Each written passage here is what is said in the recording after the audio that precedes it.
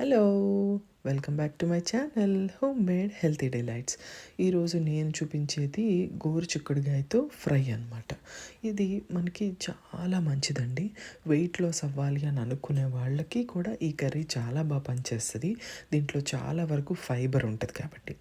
అయితే గోరుచిక్కుడుగాయల్ని చక్కగా ముక్కలు కట్ చేసేసుకొని డైరెక్ట్గా ప్రెషర్ కుక్కర్ తీసేసుకొని దాంట్లో వేసేసుకొని ఒక స్పూన్ వరకు సాల్ట్ కూడా వేసుకొని ముక్కలు మునిగేంత వరకు నీళ్లు పోసుకొని మూత పెట్టేసుకోండి. వేరేగా ఉడికించుకోవాలి అని అనుకునే వాళ్ళు అలా కూడా ఉడికించుకోవచ్చు.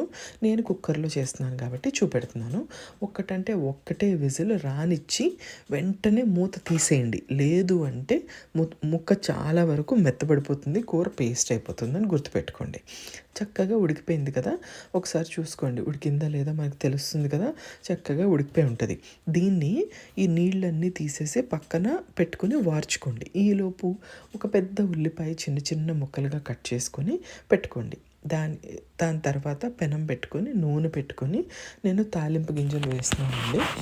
శనగపప్పు, మినపప్పు, జీలకర్ర, ఆవాలు ఇవన్నీ చక్కగా వేసుకొని మనకి ఈక్వల్గా మంచిగా చిటపట్లాడతాయి కదా, ఫ్రై అయ్యేంతవరకు ఫ్రై అవనిచ్చి ఆ తర్వాత నేను దీనికి ఉల్లిపాయ వేసేస్తున్నాను. ఈ ఉల్లిపాయ కూడా వేసేసిన తర్వాత దీనికి సరిపడినంత పసుపు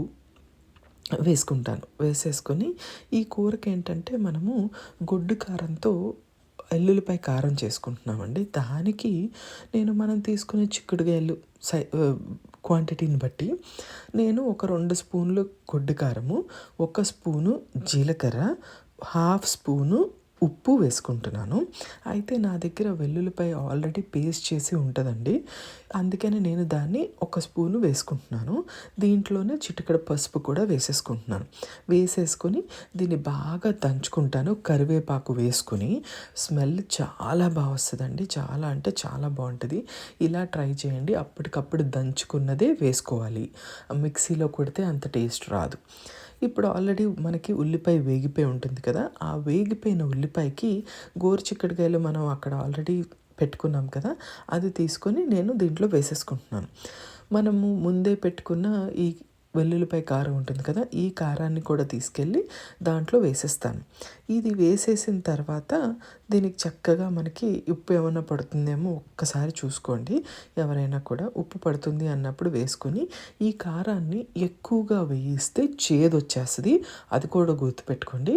మనకు ఆల్రెడీ చిక్కుడుకాయ ముక్క ఉడికిపోయి ఉంది కాబట్టి అంత టైం కూడా పట్టదు. అందుకనే చెప్తున్నాను. చక్కగా ఒక 5 నిమిషాలు వేగనిచ్చేసి సర్వింగ్ బౌల్లోకి వెంటనే తీసేసుకోండి. చాలా మంచి హెల్త్ బెనిఫిట్స్ ఉన్న కూర అండి ఇది. మన గోరుచిక్కుడుకాయ ఫ్రై చిటికలో రెడీ అయిపోతుందండి. ట్రై చేయండి. Thank you so much for watching. Bye.